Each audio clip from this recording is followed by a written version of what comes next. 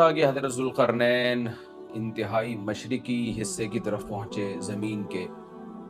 وہ علاقے فتح کرنے کے بعد پھر حضرت ذوالقرنین نے زیادہ تر مفسرین کی رائے کے مطابق شمال کا رخ کیا. قرآن میں نہیں ہے کہ نارتھ کی طرف گئے یا ساؤتھ کی طرف گئے، لیکن کچھ چیزیں بدیہی ہوتی ہیں. آبادی ظاہر ہے اس وقت نارتھ ہی کی طرف زیادہ تھی، ساؤتھ کی طرف آبادی بہت بعد میں دنیا میں آئی ہے، اور اب بھی بہت کم آبادی ہے ساؤتھ کی طرف. تو غالب یہی ہے کہ نارتھ کی طرف حضرت ذوالقرنین گئے. قرآن کہتا ہے ثم اتبع سببا حتی اذا بلغ بین السدین. سد کہتے ہیں بند کرنا، کہتے ہیں نا سد باب. اور انسداد دہشت گردی باب انفعال میں جائے گا تو انسداد یعنی دہشت گردی کو بند کرنا. تو سدین دو سد یعنی دو آڑیں، تو پہاڑ کو آڑ سے تعبیر کیا گیا ہے کیونکہ پہاڑ رکاوٹ. السلام علیکم سامعین، ہمارے چینل کو سبسکرائب کریں تاکہ ہر نئی آنے والی ویڈیو آپ تک پہنچ سکے. بن جاتا ہے ادھر کی آبادی ادھر اور ادھر کی ادھر جانے کے لیے، تو ایک آڑ کی طرح ہوتا ہے. تو قرآن کہتا ہے حتی اذا بلغ بین السدین، یہاں تک کہ جب دو پہاڑوں کے درمیان میں پہنچے. وجد من دونہما قوما، تو آپ نے پایا ان دونوں کے پیچھے ایک قوم کو، یا دونوں کے ایک طرف ایک قوم کو پایا. لا یکادون یفقہون قولا، ایسی قوم تھی لا یکادون یفقہون قولا، کہ بات سمجھنے کی صلاحیت ہی نہیں تھی اس کے اندر. دیکھیں حضرت ذوالقرنین جب مشرق کی طرف گئے تو زبان تو وہاں بھی نہیں آتی ہوگی، وہ الگ زبان ہوگی. جب سورج کے مغرب کی طرف گئے زمین کے دوسرے کنارے کی طرف، تو ان کی زبان بھی ذوالقرنین کی زبان سے میچ نہیں کرتی ہوگی، وہاں بھی ترجمان کی ضرورت پڑی ہوگی. لیکن وہاں قرآن نے یہ نہیں کہا کہ وہ بات سمجھتے ہی نہیں تھے. لیکن جب نارتھ کی طرف گئے ہیں تو قرآن کہہ رہے ایسی قوم دیکھی پہاڑوں کے پیچھے جو کچھ سمجھنے کی اس میں گویا صلاحیت ہی نہیں تھی. لا یکادون، ان میں کھوپڑی نہیں تھی ان کی. اس لیے زیادہ تر مفسرین اس طرف گئے کہ یہ کوئی وحشی قوم تھی. کوئی وحشی قوم ہوتی ہے نا جنگلوں میں جو رہنے والے، جیسے میں نے ایک ولاگ بنایا تھا مسائی قوم ایک جنگل میں رہتی ہے، تو جنگلی قسم کی قوم تھی. کوئی ہو سکتا ہے پتے وتے جسموں پہ ڈھانپتے ہوں اور بالکل درندوں کی طرح جانوروں کی طرح رہتے ہوں. تو اس ٹائپ کی قوم تھی کہ اوپر کھوپڑی ان کی خالی تھی، بات سمجھنے کی صلاحیت نہیں تھی ان میں. قالوا یا ذا القرنین، وہ ذوالقرنین سے آ کے کہنے لگے ان یاجوج و ماجوج مفسدون فی الارض. کیا ذوالقرنین آپ اللہ کے نیک بزرگ ہیں، آپ آئے ہیں اللہ اللہ سکھا رہے ہیں لوگوں کو، دین کی دعوت دے رہے ہیں، توحید کی دعوت دے رہے ہیں. تو ایک کام ہمارا کر دیں کہ ایک قوم ہے یاجوج اور ماجوج جس نے زمین میں فساد مچا کے رکھا ہوا ہے. اب سوال یہ پیدا ہوتا ہے کہ جب اس قوم میں کچھ سمجھنے کی صلاحیت ہی نہیں تھی تو ان کو یہ کیسے پتہ چل گیا کہ یہ ذوالقرنین اللہ کے نیک بندے ہیں، اور پھر ان سے بات چیت بھی ہوئی اور ذوالقرنین نے ان کو آگے یہ بھی بتایا کہ میں دونوں پہاڑوں کے درمیان سیسا پلائی ہوئی دیوار بنا کے ان پہاڑوں کو بند کر دوں گا، اس میں میرے ساتھ یہ تعاون کرو. تو یہ سب کانورزیشن ہوئی کیسے؟ تو اس کا جواب آسان ہے. ظاہر ہے جتنی بھی بیوقوف قوم ہو، کسی نہ کسی طریقے سے اشاروں سے، ترجمان سے، مختلف طریقوں سے اس کو تھے تو بہرحال انسان، نہ کوئی گدھے گھوڑے یا کوئی بندر تو نہیں تھے انسان. تو قرآن کا منشا صرف یہ ہے کہ ان کے ساتھ ذوالقرنین کو سمجھنے اور سمجھانے میں بہت زیادہ پریشانی ہوئی. تو مقصد صرف یہ بتانا ہے کہ بہت ہی کوئی بیوقوف قسم کی قوم تھی. تو باقی قرآن پھر جو واقعے کی تکمیل کے لیے پھر بیچ میں بہت ساری چیزوں کو حذف کر دیتا ہے جو غیر ضروری ہوتی ہیں. اب عقل مند یہ بات سمجھ جائے گا کہ ذوالقرنین اور ان کے درمیان جو بات چیت ہوئی اس میں حضرت ذوالقرنین کو بہت زیادہ مشکلات پیش آئیں ان کی بات کو سمجھنے میں بھی اور سمجھانے میں بھی. تو آگے پھر قرآن جو ہے نا کہ جو ان کا جو بڑا مقصد تھا وہ بہرحال حاصل ہو گیا. وہ اشاروں سے ہوا ہو، وہ کوئی ترجمان کے ذریعے ہوا ہو، یا کسی بھی طرح سے ہوا ہو. تو حضرت ذوالقرنین نے بھی کوئی حل نکالا ہوگا نا کہ اس قوم کی بات کو سمجھنے کی ہم کوشش کریں، ان کو بہرحال دین کی دعوت دی ہوگی. تو اس اشکال کا جواب تو یہ ہے، کیونکہ قالو کا مطلب یہاں نہیں ہے کہ آئے انہوں نے ذوالقرنین کی زبان میں بات کرنا شروع کر دی. جو بھی اپنی زبان میں جس طرح سے بھی بات کی، چاہے اشارہ سے کی ہو یا ترجمان کے ذریعے کی ہو. دوسری بات یہ ہے کہ انہوں نے حضرت ذوالقرنین کی طاقت کا تو اندازہ لگا لیا تھا کہ یہ اتنے پاورفل ایک لشکر کے ساتھ آئے ہیں اور ان کے پاس اتنا اسلحہ ہے، اتنے گھوڑے ہیں، تو یہ ہنرمند ہیں. اور آگے ریکویسٹ انہوں نے اس لیے بھی کی کہ حضرت ذوالقرنین کی بزرگی کا بھی ان کو اندازہ ہو گیا. دیکھیے اللہ تعالیٰ نے انسان کی نیچر ایسی بنائی ہے کہ جو نیک لوگ ہوتے ہیں نا ان کی تقوی اور للہیت کا، ان کی بزرگی کا غیر مسلموں پہ بھی اثر پڑتا ہے. ہندوستان میں علماء بتاتے ہیں کہ ہندو مسلمان بزرگوں کے پاس آیا کرتے تھے دعا کرانے کے لیے، اب بھی آتے ہیں. انڈیا کے بعض علماء نے ہمیں بتایا کہ ہمارے پاس ہندو بھی آتے ہیں اور کہتے ہیں ہمارے لیے دعا کریں اللہ تعالیٰ سے، کیونکہ ایک لاشعوری طور پر انسان کے ذہن میں یہ بات ہوتی ہے کہ بھئی یہ اللہ والا آدمی ہے. جیسے یوسف علیہ السلام جب جیل میں تھے تو غیر مسلم یوسف علیہ السلام کے پاس آئے اور کہنے لگے کہ آپ ہمیں خواب کی تعبیر بتائیں. سوال پیدا ہوتا ہے کہ بھئی وہ تو غیر مسلم تھے اور یوسف علیہ السلام نمازی پرہیزگار تھے، تو غیر مسلموں کو کیسے اندازہ ہو گیا کہ یہ خواب کی تعبیر بتائیں گے؟ اس کا جواب یہی ہے کہ لاشعوری طور پر اللہ نے دلوں میں ایک ہیبت ڈالی ہوتی ہے پرہیزگار لوگوں کی، ایک روب ڈالا ہوا ہوتا ہے اور ایک عظمت ڈالی ہوئی ہوتی ہے. یوسف علیہ السلام کے پاس آنے والے لوگوں کو یہ بات معلوم تھی کہ یہ عظیم انسان ہے اور یہ ان کو اللہ تعالیٰ وہ باتیں بتا دے گا جو ہمیں نہیں بتاتا، اللہ ان کو خواب کی تعبیر سمجھا دے گا، ہم نہیں سمجھ سکتے. تو یہ ایک لاشعور میں انسان کے ہوتی ہے یہ بات. اور بھی اس میں بہت ساری مثالیں، لیکن میں پھر وہ ہمارا یہ لیکچر جس کو ہم فوکس کر رہے ہیں وہ رہ جائے گا. تو ذوالقرنین کے ساتھ بھی یہی ہوا کہ وہ قوم جنگلی وحشی قسم کی تھی، لیکن ان کو طاقت کا بھی اندازہ ہو گیا اور بزرگی کا بھی اندازہ ہو گیا. پھر آ کے انہوں نے درخواست کی. طرز عمل سے یہ لگتا ہے کہ وہ قوم بھی مسلمان ہو گئی تھی، یعنی بغیر لڑائی کے اور بغیر کسی مناظرے بازی کے ذوالقرنین کا مذہب اس قوم نے بھی قبول کر لیا. تو کیا کہنے لگی حضرت ذوالقرنین سے، بھئی آپ ہمارا ایک کام کر دیں، آپ اتنے پاورفل آدمی ہیں، ان یاجوج وماجوج مفسدون فی الارض. یاجوج ماجوج ایک قوم ہے جس نے زمین میں فساد مچا کے رکھا ہوا، آئے دن قتل و غارت کرتے ہیں وہ، اور ہمارے پاس ان سے لڑنے کی طاقت نہیں ہے. فَهَلْ نَجْعَلُ لَكَ خَرْجًا، کیا ہم آپ کے لیے خرچ بنا سکتے ہیں، کچھ اجرت. خرچ کہتے ہیں خراج کا لفظ آپ نے سنا ہوگا، ٹیکس کو یا اجرت کو. تو ہم آپ کو کمیشن دیں گے اس کا، ہمارے پاس پیسہ بہت ہے، وسائل بہت ہیں، لیکن وہ ٹیکنالوجی ہمارے پاس نہیں ہے جو آپ کے پاس ہے. تو ہم دیکھ رہے ہیں آپ کو اللہ نے ایک بڑی قوت اور طاقت دی ہے، تو پیسہ ہمارے پاس بہت ہے، ہم آپ کو اس کی اجرت دیں گے. آپ نے یہ کرنا ہے کہ علا، اس بات پر ہم آپ کو اجرت دیں گے، تجعل بیننا وبینہم سدا، کہ آپ ہمارے اور ان کے درمیان ایک آڑ بنا دیں، ایک دیوار بنا دیں. کہ بہت بڑی دیوار بنانی پڑے گی اور پہاڑوں کو کہ اس خلا کو ختم کرنا پڑے گا. وہ قوم آ کے ہم پہ حملے کرتی ہے اور ہمارا بہت نقصان کرتی ہے، تو آپ ایک ایسی آڑ بنا دیں جو ہمارے بس میں نہیں ہے. قال ما مکنی فیہ ربی خیر، ذوالقرنین نے فرمایا میرے رب نے جو مجھے ٹھکانہ دیا ہے، طاقت دی ہے، وہ بہتر ہے.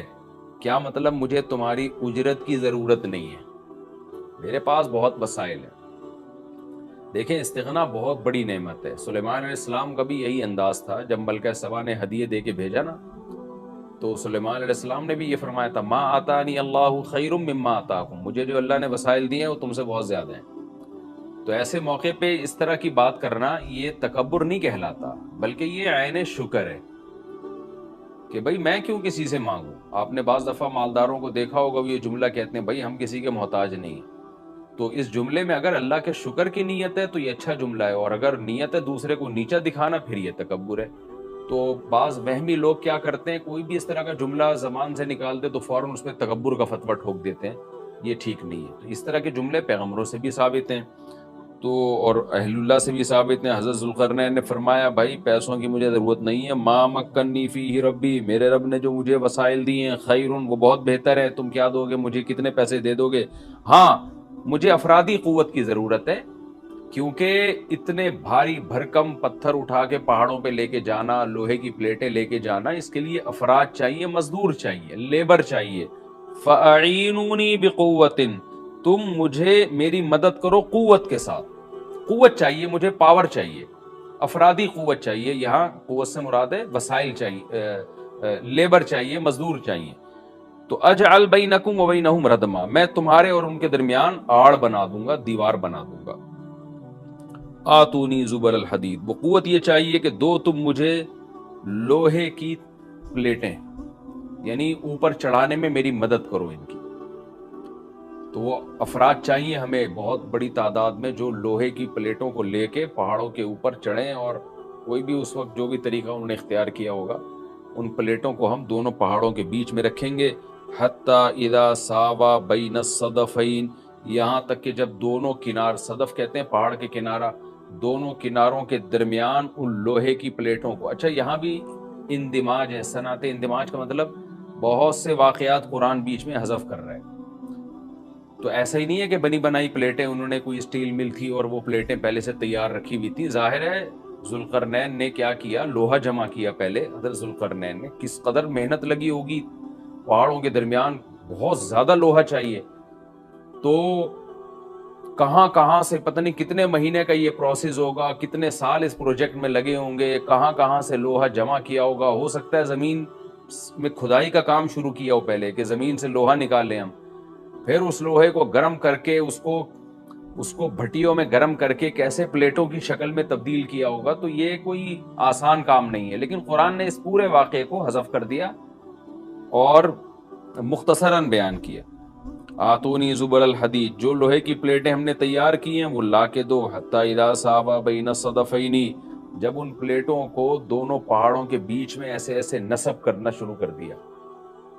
ایک پلیٹ آئے، پھر دوسری پلیٹ، پھر تیسری پلیٹ. یعنی اگر ایسے کر کے پلیٹ لگاتے تو یہ تو پلیٹ تو بہت ہلکی ہوتی، یاجوج ماجوج اس میں سوراخ کر دیتے، یا کچھ بھی اس کو توڑ دیتے، یا جلا دیتے، پگھلا دیتے بھٹی کے ذریعے، کچھ بھی کر سکتے تھے. تو پلیٹوں کو ایسے کر کے رکھا گیا کہ چوڑائی میں جو ہے وہ دیوار بنے. قال انفخوا، تو ذوالقرنین نے کہا اب ان میں آگ بھڑکاؤ. انفخوا کا مطلب پھونک مارنا ہے، لیکن یہاں پھونک سے بھٹی کی جو گرم کرنے کے لیے جو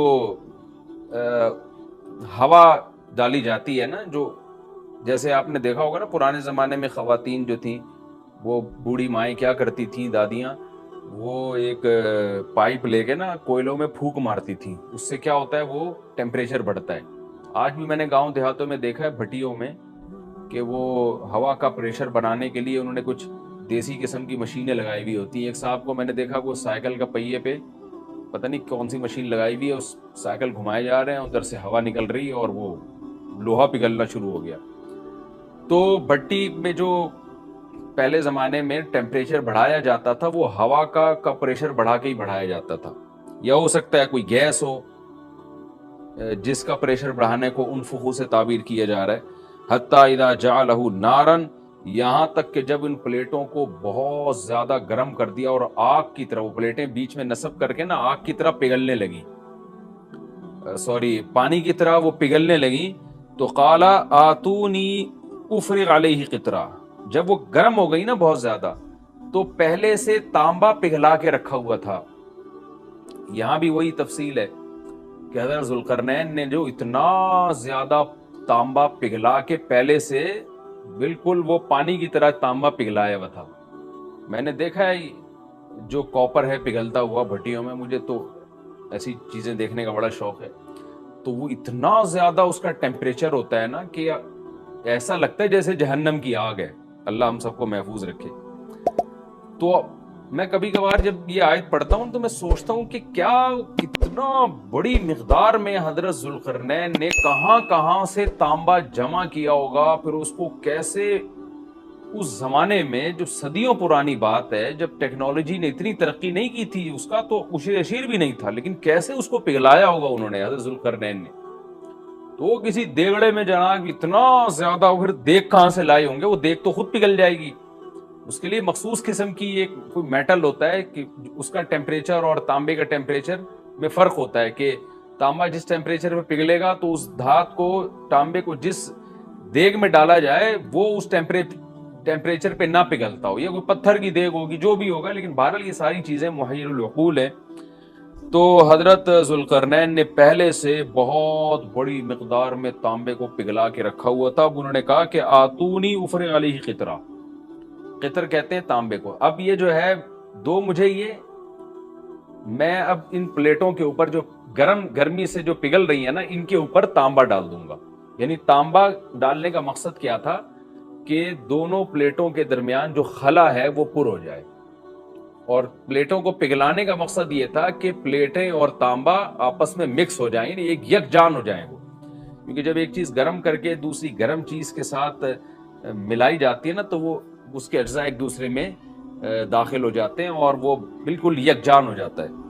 تو آتونی افری علیہ قطرہ، دو مجھے یہ تانبا، میں اس کے اوپر انڈیل دوں گا. تو وہ دیگیں تانبے کی پگھلا کے پہاڑوں پہ چڑھایا گیا ان دیگوں کو، اور پھر وہ لوہے کی پلیٹوں کے بیچ میں جو خلا تھا نا، ان خلا میں وہ تانبے کا جو پگھلا ہوا تانبا تھا پانی کی شکل میں، اس پگھلے ہوئے تانبے کو ڈال دیا گیا. تو وہ یکجان ہو کر ایک بہت مضبوط آہنی دیوار بن گئی. فَمَسْطَاعُوا أَن يَظْهَرُوهُ، اب یاجوج ماجوج میں اس کی استطاعت نہیں رہی کہ اس پہ چڑھ سکیں. وَمَسْتَطَاعُوا لَهُ نَقْبًا، اور اس دیوار میں نقب کی استطاعت بھی نہیں رہی. کتنا لمبا سوراخ کریں گے اس کو کھود کے، یہ بھی ان کے لیے ممکن نہیں رہا. جب اتنا زبردست پروجیکٹ چند مہینوں میں یا چند سالوں میں مکمل ہوا، یا چند دنوں میں، اس کی حقیقت اللہ ہی جانتا ہے، لیکن یہ بہت بڑا پروجیکٹ تھا، بہت ایک شاندار کام تھا جو شاید اس زمانے میں بہت مشکل ہو.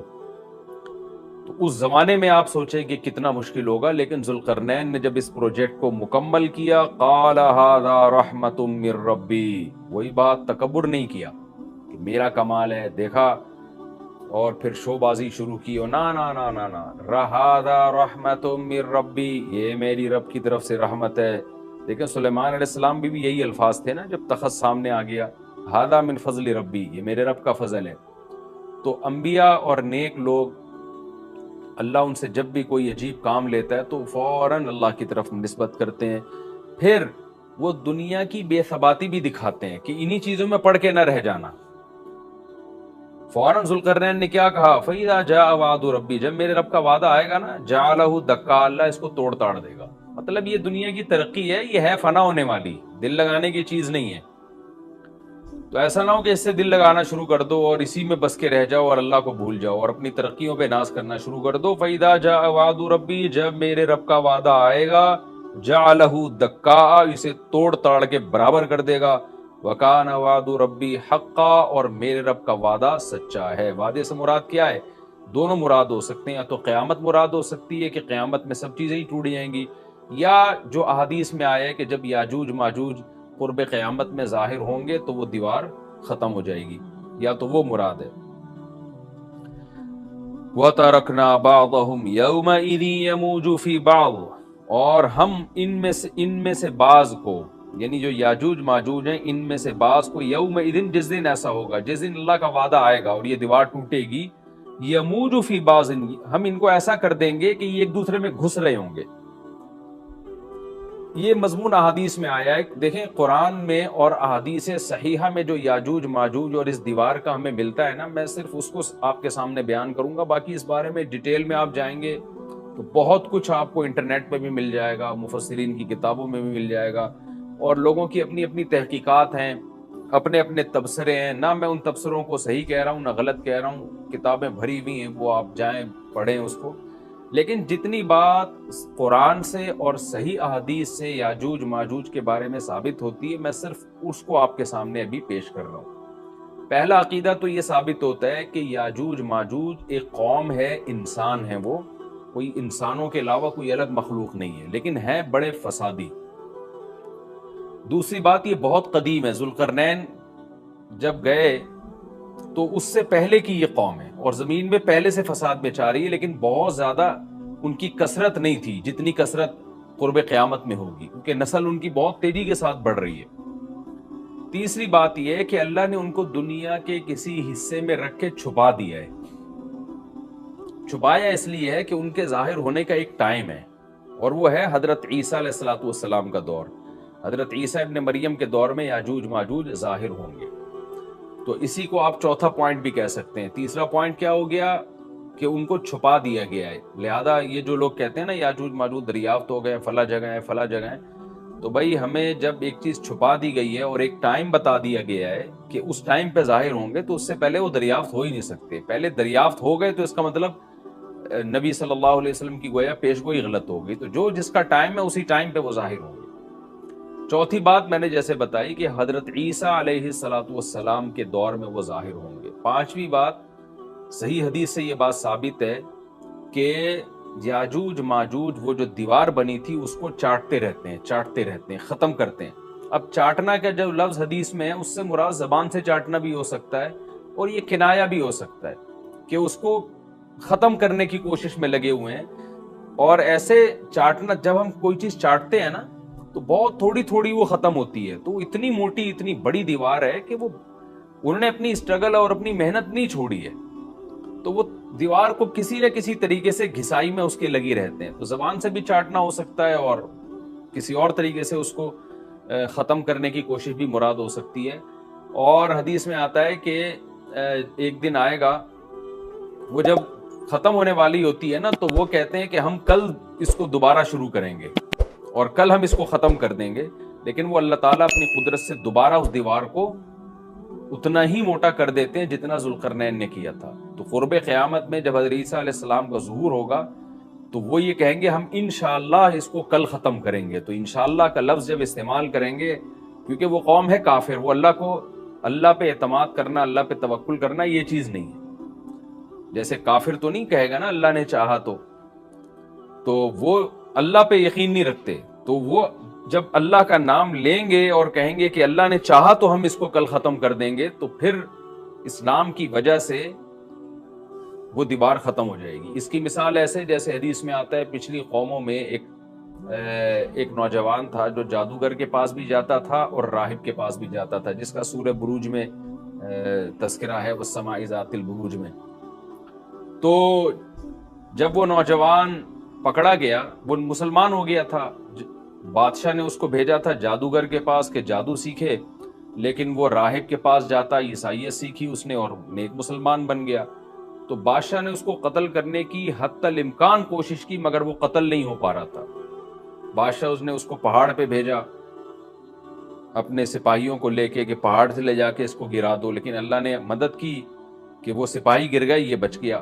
بادشاہ نے حکم دیا اس کو سمندر میں لے جا کے غرق کر دو، وہ سارے سپاہی غرق ہو گئے، یہ بچ گیا. تو کسی بھی طرح سے اس کی قتل کی کوششیں کامیاب نہیں ہو رہی تھی. تو اس نے بادشاہ سے کہا کہ تو اگر مجھے قتل کرنا چاہتا ہے نا تو چوک پہ کھڑا کر کے تیر مجھے مار اور کہے کہ بسم اللہ ورب ھذا الغلام، اس نوجوان کے رب کے نام سے میں اس کو قتل کرتا ہوں. تو اللہ کا نام لے کے مجھے مارے گا تو میں قتل ہو جاؤں گا. نوجوان یہ قربانی اس لیے دے رہا تھا کہ بادشاہ جب پوری پبلک کے سامنے اللہ کا نام لے گا تو لوگوں کو یقین آ جائے گا کہ بھئی اللہ کا نام لینے سے تو کام ہو گیا، اور اللہ کا نام لیے بغیر کام نہیں ہو رہا تھا. تو جو بادشاہ اللہ کو مانتا نہیں تھا آج اس کو بھی اللہ کا نام لینا پڑا ہے. تو نوجوان نے یہ قربانی اس لیے دی کہ بادشاہ جب اللہ کا نام لے گا لوگوں کو اللہ کی ذات پہ یقین آئے گا اور لوگ مسلمان ہو جائیں گے، عیسائیت کو قبول کر لیں گے. تو اس نوجوان نے یہ قربانی دی اور بادشاہ نے اللہ کا نام لے کے جب تیر مارا تو وہ نوجوان شہید ہو گیا. اور لیکن پورا ملک مسلمان ہو گیا، عیسائیت قبول کر لی. اور سورہ بروج میں پھر اللہ نے ان کا تبصرہ کیا، ان کا واقعہ بیان کیا ان کے بارے میں کہ کیسے بادشاہ نے خندقیں کھود کے پوری قوم کو جو ہے وہ جو دین سے پیچھے نہیں ہٹے ان کو کس طرح سے آگ میں پھینک دیا ان سب کو. تو اس سے پتہ چلتا ہے کہ کافر بھی بعض دفعہ جب اللہ کا نام لیتا ہے نا تو اس کو دنیاوی فائدہ ہو جاتا ہے. تو یاجوج ماجوج بھی تنگ آ کر پھر اللہ کا نام لیں گے اور کہیں گے اللہ نے چاہا تو ہم اس دیوار کو کل ختم کر دیں گے، اور بالآخر وہ دیوار ختم ہو جائے گی. پھر قرآن کے الفاظ ہیں آگے کہ جب یہ دیوار ختم ہوگی وَتَرَكْنَا بَعْضَهُمْ يَوْمَئِذٍ. اچھا ہاں میں بتا رہا تھا کہ حدیث سے کیا پوائنٹ پتہ چلتے ہیں، تو یہ 5 پوائنٹ ہو گئے. چھٹا پوائنٹ یہ کہ حضرت عیسیٰ ہی کے دور میں یہ کسی وبا کے ذریعے ہلاک ہو جائیں گے. حضرت عیسیٰ علیہ السلام اتنے زیادہ ہوں گے کہ ان سے لڑنا ممکن نہیں ہوگا، جیسے کہ قرآن میں بھی آ رہا ہے وَتَرَكْنَا بَعْضَهُمْ يَوْمَئِذٍ يَمُوجُ فِي بَعْضٍ. ہم ان میں سے بعض کو بعض کے اندر گھسا دیں گے. اتنی کثرت سے ایک دوسرے میں ہی، اب آبادی کی کثرت بہت ہوگی، ان کی گھسے ہوئے ہوں گے ایک دوسرے میں، یہ جیسے چیونٹیاں اور مکوڑے ہوتے ہیں، تو ان سے لڑنا ممکن نہیں ہوگا. تو حضرت عیسیٰ علیہ السلام لوگوں کو لے کے کوہ طور پہ چلے جائیں گے اور باقی مسلمان وہ اپنے اپنے گھروں کے اندر بند ہو جائیں گے، اور پھر اللہ کی طرف سے ایک وبا آئے گی اور اس وبا میں یہ سارے کے سارے ہلاک ہو جائیں گے، اور پھر جب ہلاک ہو جائیں گے تو اتنی زیادہ ان کی لاشیں زمین پہ ہوں گی، اتنی زیادہ کہ انسانی آبادی ان کی لاشوں سے متعفن ہونا اور بیمار ہونا شروع ہو جائے گی، ان کی لاشوں سے بدبو اٹھے گی، اور ظاہر ہے انسان ہوں گے یہ، تو اس کی وجہ سے جو زمین کا ماحول خراب ہوگا۔ پھر حضرت عیسیٰ علیہ السلام اللہ سے دعا مانگیں گے کہ اللہ تعالیٰ ان کو کسی طرح ٹھکانے لگائے، کوئی انتظام کرے۔ پھر حدیث میں آتا ہے بارشیں ہوں گی اور سیلاب آئیں گے، اور ان کی لاشیں بہہ بہہ کے پانیوں میں جا کے، سمندروں میں جا کے ختم ہو جائیں گی۔ اللہ تعالیٰ ان کو اس طرح سے ٹھکانے لگائے گا۔ تو یہ یہاں تک جتنے بھی مضامین ہیں یہ صحیح احادیث سے ثابت ہیں۔ تو قرآن کہتا ہے وَتَرَكْنَا بَعْضَهُمْ يَوْمَئِذٍ يَمُوجُ فِي بَعْضٍ، ہم ان میں سے بعض کو بعض میں چھوڑ دیں گے، بہت کثرت ہوگی۔ وَنُفِخَ فِي الصُّورِ، اور پھر سور پھونکا جائے گا۔ قرآن میں تو یہ کہ سور پھونکا جائے گا ایسے لگ رہا ہے جیسے فوراً پھونکا جائے گا، مگر احادیث میں تفسیر ہے کہ فوراً نہیں پھونکا جائے گا۔ یاجوج ماجوج قیامت کی نشانیوں میں سے ایک بہت بڑی نشانی ہوگی، یعنی یہ اس بات کی علامت ہوگی کہ اب قیامت بہت قریب ہے۔ تو حضرت عیسیٰ ابن مریم علیہ السلام جب نازل ہوں گے، میں تھوڑی سی ترتیب بیان کر دیتا ہوں کہ جو کیونکہ بات یاجوج ماجوج کی چل رہی ہے تو اس سے منسلک جو واقعات ہیں جو اس دور میں ہوں گے وہ بھی میں اسی لیکچر کے ضمن میں بیان کر دیتا ہوں۔ ہمیں صحیح حدیث سے یہ پتہ چلتا ہے کہ قرب قیامت میں جب مسلمان بہت قسمہ پرسی میں ہوں گے تو خراسان سے لشکر اٹھے گا۔ خراسان یہ افغانستان اور ایران کا حصہ، اس علاقے کو نبی صلی اللہ علیہ وسلم کے دور میں خراسان کہا جاتا ہے، جس میں قندھار بھی آتا ہے، ایران کا بھی حصہ آتا ہے اس میں۔ تو یہاں سے لشکر اٹھے گا، مجاہدین لڑیں گے بہت بڑی تعداد میں، دنیا میں جہاد ہوگا، مسلمان ظلم کی چکی میں پس کے تنگ آ چکے ہوں گے، اور لڑتے لڑتے حدیث میں آتا ہے اتنی بڑی بڑی لڑائیاں ہوں گی کہ 1/3 مسلمان شہید ہو جائیں گے اس میں، 1/3 مجاہدین جو لڑنے والے ہوں گے، اور 1/3 جو ہوں گے وہ میدان جنگ سے بھاگ جائیں گے، اور 1/3 کو اللہ فتح عطا فرمائے گا۔ تو جو 1/3 میدان جنگ سے بھاگ جائیں گے، نبی صلی اللہ علیہ وسلم نے فرمایا ان کی توبہ کبھی قبول نہیں ہوگی۔ جو 1/3 شہید ہو جائیں گے وہ افضل ترین شہداء ہوں گے اس وقت کے، اور 1/3 کو اللہ تعالیٰ غلبہ عطا فرمائیں گے۔ ایک واقعہ تو ہمیں قرب قیامت میں نبی صلی اللہ علیہ وسلم سے یہ ملتا ہے صحیح حدیث سے۔ دوسرا ہمیں یہ ملتا ہے کہ قرب قیامت ہی میں مسلمان قسمہ پرسی کا شکار ہوں گے، تو تلاش کریں گے حضرت مہدی کو، کیونکہ حضرت مہدی وہ شخصیت ہیں جن پہ تمام نیک لوگ جمع ہو جائیں گے، اور وہ مسلمانوں کی میدان جنگ میں کمانڈ کریں گے، جہاد میں کمانڈ کریں گے۔ تو ان کو بیت اللہ میں تلاش کیا جائے گا، وہ رسول اللہ صلی اللہ علیہ وسلم کی اولاد میں ہوں گے، اور لوگ ان کو پہچان لیں گے، اہل اللہ پہچان کر ان کو اپنا امیر بنائیں گے، اور ان کی قیادت میں پھر لڑائی اور جہاد شروع ہوگا۔ اور یہ لڑائی جب دمشق میں لڑائی ہو رہی ہوگی تو دمشق میں عصر کی نماز کے وقت حضرت مہدی، میں نے جو یہ کہا کہ دمشق میں لڑائی ہو رہی ہوگی، مقصد یہ نہیں ہے کہ دمشق کوئی میدان جنگ بنا ہوا ہوگا، مقصد یہ ہے کہ وہ مجاہدین کا لشکر دمشق میں ہوگا عصر کی نماز کے وقت، لڑائی چاہے کسی اور میدان میں ہو رہی ہو، لیکن حدیث میں ہمیں دمشق کا تذکرہ ملتا ہے۔ تو دمشق میں حضرت شام کا تذکرہ ملتا ہے، اور جو قرائن ہمیں ملتے ہیں وہ دمشق کی ایک خاص مسجد ہے، وہ مسجد حضرت مفتی تقی عثمانی صاحب اور مفتی رفیع عثمانی صاحب نے اس کو ہائی لائٹ بھی کیا، لیکن وہ یقینی نہیں ہے، یہ خوب سمجھے، انہوں نے اس کا بھی تبصرہ کیا ہے کہ اس کے بارے میں کوئی یقین نہیں ہے۔ تو حضرت مہدی عصر کی نماز پڑھا رہے ہوں گے، لوگ امامت میں آپ کے پیچھے کھڑے ہوں گے، یہاں تک کہ مسجد کے مینار پر، آج بھی وہ مینار موجود ہے جس کے بارے میں غالب گمان ہے کہ یہ وہ مینار ہے جہاں حضرت عیسیٰ علیہ السلام نازل ہوں گے، غالب گمان کے درجے میں کہا جا سکتا ہے، ورنہ پھر اسی کے اڑوس پڑوس میں کوئی مسجد ہوگی۔ میرا اگر شام جانا ہوا تو انشاءاللہ میں ارادہ ہے کہ میں ولاگ میں اس مسجد کا بھی تذکرہ کروں گا، اس جگہ کا بھی تذکرہ کروں گا، لیکن میں پہلے یہ بات بتا دوں کہ وہ 100% یقینی نہیں ہے، ایسا نہ ہو کہ اس مسجد کے مینار پہ چڑھ کے لوگ جو ہے وہ اس کے کوئی مینار کو ہی چاٹنا شروع کر دیں تبرک کے طور پہ۔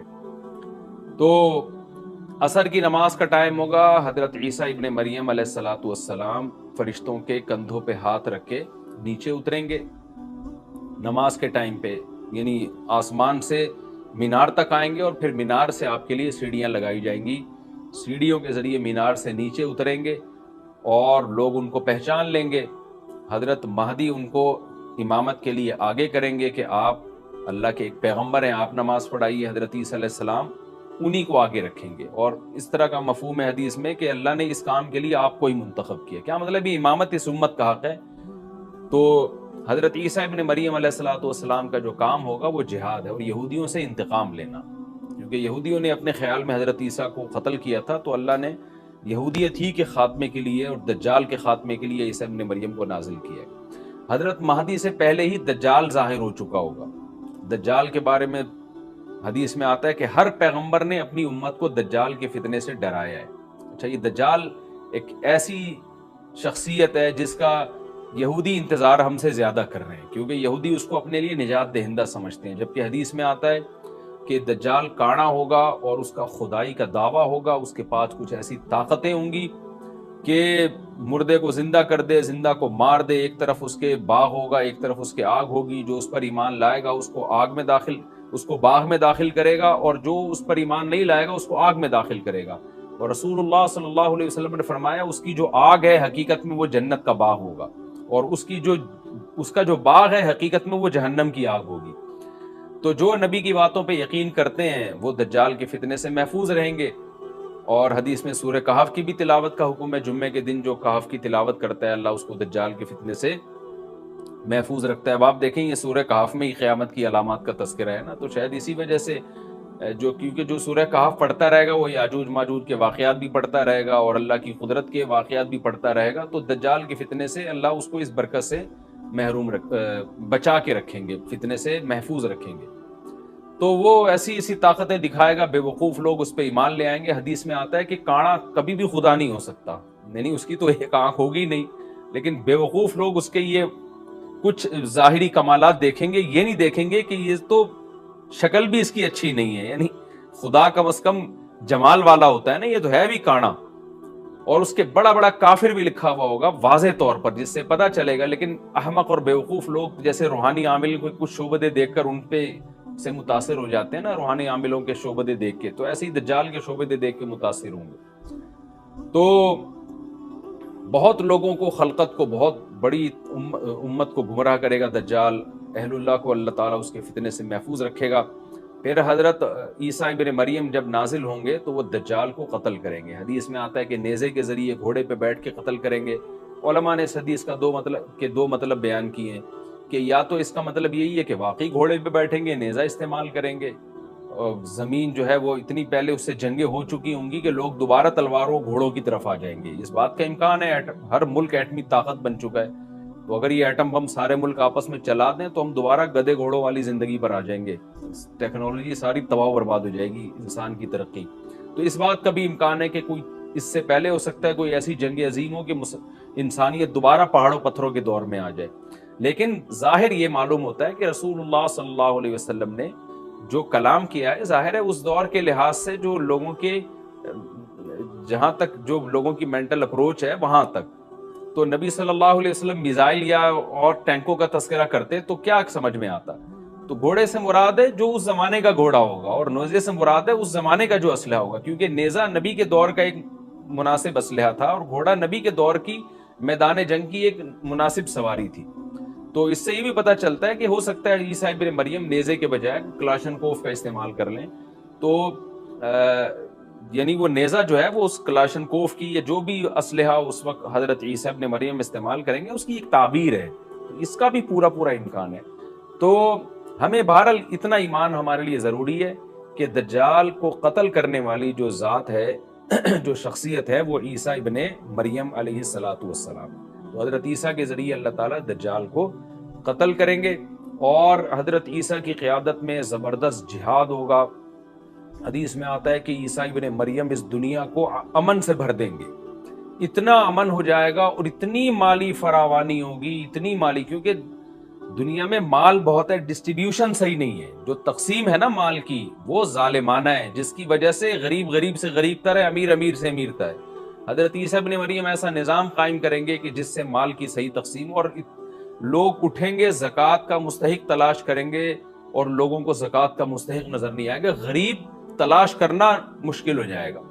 یعنی ایک آدمی حدیث کے مفہوم ہے کہ زکوٰۃ لے کے گھومتا رہے گا اور اس کو کوئی غریب نہیں ملے گا، اتنی مالی فراوانی ہو جائے گی۔ پھر ترمذی کی روایت میں آتا ہے کہ اللہ کی طرف سے برکتیں ایسی نازل ہوں گی کہ بڑے بڑے انار پیدا ہوں گے، بڑے بڑے انگور پیدا ہوں گے، زمین اپنی برکتیں کھول دے گی، اور حضرت عیسیٰ علیہ السلام خنزیر کو بھی دنیا سے ختم کر دیں گے، خنزیر کی نسل کو ختم کر دیا جائے گا، وَيَضَعُ الْجِزْيَةَ، اور جزیہ کا نظام ختم، اما الاسلام و اما السیف، یا تو تلوار یا اسلام، اس کے علاوہ نہیں۔ تو نبی صلی اللہ علیہ وسلم کو اللہ نے جس مقصد کے لیے دنیا میں بھیجا تھا، اس مقصد کی جو تکمیل ہے وہ عیسیٰ ابن مریم کے ذریعے۔ باقی اس میں حکمتیں کیا ہیں اس پر میرے الگ سے بیانات موجود ہیں کہ اللہ نے حضرت عیسیٰ ابن مریم کا انتخاب کیوں کیا اس کام کی تکمیل کے لیے، اسی امت میں کوئی کیوں منتخب نہیں کر لیا، یا یہ کہ پیغمبر صلی اللہ علیہ وسلم ہی کے ذریعے پوری دنیا میں اسلام کو غالب کر دیا جاتا، اس میں کیا حکمتیں ہیں، اس پر میرے الگ سے بیانات موجود ہیں۔ ابھی تو میں کوشش کرتا ہوں کہ تفسیر سے میں جو ٹو دا پوائنٹ بات ہے اس سے یہاں اس لیکچر میں نہ ہٹوں۔ تو اسی وقت حضرت عیسیٰ ابن مریم اس کو یاجوج ماجوج کو قتل کرے گی اور دنیا انصاف سے بھر جائے گی، اور اللہ تعالیٰ نے جو پیغمبروں کو دنیا میں بھیجا تھا اس کا مقصد کیفیت اور کمیت دونوں لحاظ سے حاصل ہو جائے گا۔ اس کے بعد پھر آہستہ آہستہ دنیا میں زوال شروع ہوگا، اور پھر جب پوری دنیا کے لوگ زوال کا شکار ہوتے ہوتے کفر کی طرف جائیں گے، گناہوں کی طرف، اور حدیث میں آتا ہے جب تک ایک شخص بھی اللہ کا نام لینے والا ہوگا اس دنیا پر قیامت نہیں آئے گی، یہاں تک کہ آخری شخص دنیا سے اٹھے گا جو اللہ کا نام لیا کرتا تھا، اس کے بعد اللہ تعالیٰ سور پھونکیں گے، جبریل کو حکم دیں گے سور پھونکنے کا، اور اس دنیا کو تباہ و برباد کر دیا جائے گا۔ تو آگے قرآن کہتا ہے وَنُفِخَ فِي الصُّورِ، اور پھر سور میں پھونکا جائے گا، فَجَمَعْنَاهُمْ جَمْعًا، پھر ہم ان تمام انسانوں کو جمع کر دیں گے، وَعَرَضْنَا جَهَنَّمَ يَوْمَئِذٍ لِلْكَافِرِينَ عَرْضًا، اور قیامت کے دن ہم جہنم کو یومئذ، جس دن ایسا ہوگا یعنی جس دن سور پھونکا جائے گا، یہ دوسرا سور مراد ہے، للکافرین عرضا، کافروں کے سامنے پیش کر دیں گے، الذین کانت اعینہم فی غطاء عن ذکری، یہ وہ لوگ ہیں جن کی آنکھیں میری یاد سے پردے میں پڑی ہوئی تھی، یعنی میری یاد کی چیزیں ان کو نظر ہی نہیں آتی تھی، غفلت میں پڑی ہوئی تھی جن کی آنکھیں، وَكَانُوا لَا يَسْتَطِيعُونَ السَّمْعَ، اور یہ سننے کی صلاحیت بھی نہیں رکھتے تھے، نہ حق بات سنتے تھے نہ حق دیکھتے تھے، بس اپنے خواہشات کی جو چیزیں ہیں وہ ان کو اچھی لگتی تھیں اور وہی ان کو سمجھ میں آتی تھی۔ تو یہ ہمارا رکوع الحمدللہ کمپلیٹ ہو گیا۔ اس رکوع میں ہمیں بہت سارے اسباق ملتے ہیں، میں نمبر وار اس کو مختصراً بیان کر دیتا ہوں۔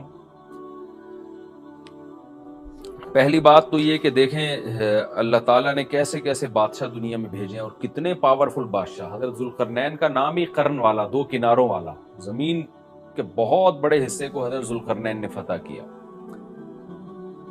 اور اللہ کے نیک بندے کیسے اللہ کے راستے میں لڑتے رہے ہیں۔ تو یہ جو لوگ بیٹھ جاتے ہیں نا بس عبادت کرو اور لڑائی وڑائی اسلام میں ہے ہی نہیں، یہ دنیا میں کوئی بھی عقل مند اس نظریے کا حامی نہیں ہوگا۔ تو طاقت اور قوت کی اسلام میں بہت زیادہ اہمیت ہے۔ اس سے ہمیں یہ بھی پتہ چلتا ہے کہ اپنے ملک کی، خاص طور پر اسلامی ملک کی جو فوجی قوتیں ہیں، جو فوجی طاقتیں ہیں، ان کی ہمیں قدر کرنی چاہیے، کیونکہ اگر کوئی بھی ملک عسکری لحاظ سے کمزور ہو جائے، کیونکہ اللہ تعالیٰ تو جو عسکری لحاظ سے طاقتور قومیں تھیں اللہ نے ان کا کتنا تذکرہ کیا، ہاں وہ اللہ کے باغی نہ ہوں۔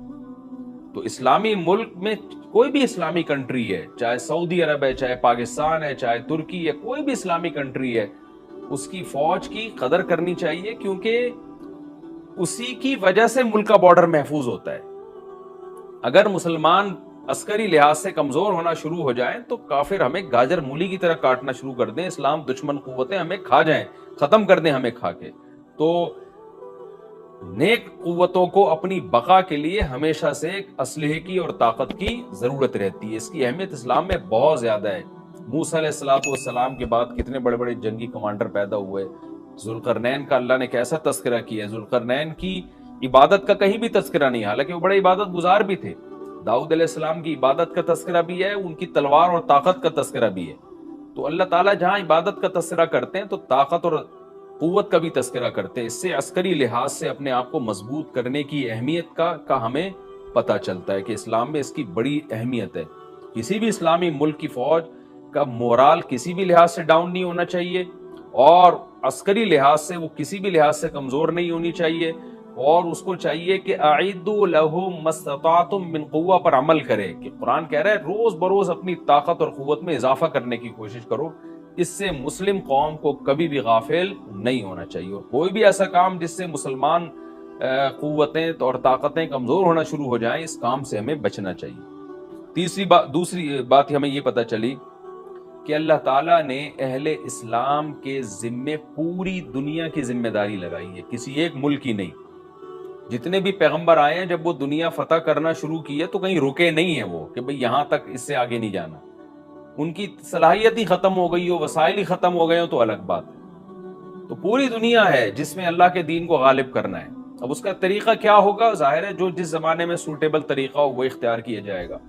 تو حضرت ذوالقرنین پہلے انتہائی مشرق کی طرف گئے جہاں سورج نکلتا ہے, تو وہاں سے جہاں سے آبادی شروع ہو رہی ہے, اور ان کا خیال تھا کہ اب آگے آبادی نہیں ہے, تو پھر جا کے سٹاپ کیا ہے. مغرب میں بھی ایسے ہی, شمال میں بھی ایسے ہی. تو ہمیں جب دیکھتے ہیں کہ جب صحابہ کرام نے دنیا فتح کرنا شروع کی ہے تو ہمیں مسلمان کمانڈروں میں بھی ایسے واقعات ملتے ہیں کہ وہ علاقے فتح کرتے کرتے سمندر کے کنارے پہنچے, اور انہوں نے سمندر کو دیکھ کے کہا کہ تیرے آگے بھی آبادی ہوتی نا تو ہم اللہ کا کلمہ وہاں بھی بلند کرتے. یہ دور تھا مسلمانوں کا, اور یہ عیسیٰ ابن مریم دوبارہ پھر وہی کریں گے, پوری دنیا کو فتح کریں گے. تو حضرت ذوالقرنین کے اس واقعے سے پتہ چلتا ہے کہ پوری دنیا کی ذمہ داری اللہ نے ہمیشہ سے اہل اللہ پہ لگائی ہے, اور وہ پوری دنیا میں اللہ کے دین کو غالب کرنے کی کوشش میں ہمیشہ سے لگے رہے ہیں. تیسری بات ہمیں پتہ چلتی ہے کہ اسباب اور وسائل کی اہمیت. حضرت ذوالقرنین نے جب اتنا پہاڑوں کے بیچ میں اتنا یعنی لوہے کی پلیٹیں لگا کے تانبا پگھلا کے آہنی دیوار بنائی ہے تو خوش ہوئے ہیں, ھذا رحمت من ربی, یہ میرے رب کی رحمت ہے. تبھی تو اللہ کا شکر ادا کیا نا, خوشی پہ شکر ادا کیا جاتا ہے. تو اس سے یہ بھی پتہ چلتا ہے کہ سائنس اور ٹیکنالوجی, دیکھیں یہ کام ٹیکنالوجی کے بغیر ممکن نہیں تھا. تبھی تو اس قوم نے کہا نا ذوالقرنین سے کہ ہم پیسے آپ کو دیں گے, لیکن ہمارے پاس وہ وسائل نہیں ہے, وہ ٹیکنالوجی نہیں ہے ہمارے پاس. اور بظاہر ایسا لگتا ہے کہ ان کے پاس لوہا بھی تھا, تانبا بھی تھا, کیونکہ حضرت ذوالقرنین اب یہ تو نہیں ہے نا کہ زمین کے مشرق کی طرف دوبارہ لوہا جمع کرنے گئے ہوں, تو وہیں سے جو کچھ ہوگا نکالا ہوگا. تو وسائل اس قوم کے پاس تھے, ٹیکنالوجی نہیں تھی کہ اس لوہے کو اور اس تانبے کو پگھلا کے دونوں پہاڑوں کے بیچ میں پلیٹیں کیسے بنانی ہیں اور ان کو کیسے ان کے بیچ میں تانبا کر کے کہانی دیوار بنائی, یہ ٹیکنالوجی ان کے پاس نہیں تھی. تو اس سے ہمیں ٹیکنالوجی کی ویلیو کا بھی پتہ چلتا ہے. آج مسلمان اس میں بھی بہت پیچھے چلے جا رہے ہیں اور اس کو مذہب سمجھنا شروع کر دیا ہے. یہ بات بھی غلط ہے. حضرت ذوالقرنین نے اتنی طاقت اور قوت کا استعمال کیا اور اتنے زبردست طریقے سے اس وقت جو بھی اس سوٹیبل ٹیکنالوجی تھی اس کا استعمال کر کے دو پہاڑوں کے بیچ کے راستے کو بند کر دیا, اور اس پہ خوشی منائی ہے ذوالقرنین نے. یہ نہیں کہا کہ بھئی اس سے کچھ بھی نہیں ہوتا, اصل میں تو بس انسان کو چاہیے کہ وہ اللہ اللہ کیا کرے بیٹھ کے, اور یہ کیا اللہ سے بس مدد مانگو, اللہ ہی. یاجوج ماجوج کے بارے میں ان کو کہہ دیتے ذوالقرنین کہ تم سب رات کو تہجد میں اٹھ کے دعائیں مانگو, اللہ یاجوج ماجوج سے تمہیں بچا لے گا. نا حضرت ذوالقرنین نے کہا دعائیں بھی مانگو, یقیناً حکم دیا ہوگا دعائیں مانگنے کا, لیکن ہم پورے اسباب اور وسائل استعمال کریں گے, لوہے کی پلیٹیں بنائیں گے, تانبے کو پگھلائیں گے, اوپر چڑھائیں گے اور اس طرح سے پوری مضبوط دیوار بنائیں گے.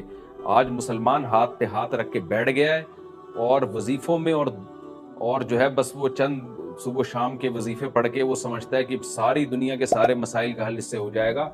ایسا نہیں ہے, آپ کو بہت زیادہ ترقی کرنی ہے, بہت زیادہ اسباب و وسائل میں آپ کو غیر مسلموں سے آگے نکلنا ہے. جیسے کہ قرون اولا کا مسلمان نکلا تھا, تبھی اللہ نے اس کے لیے دنیا میں فتوحات کے دروازے کھولے تھے. تو اللہ ہمارے لیے فتوحات کے دروازے جبھی کھولے گا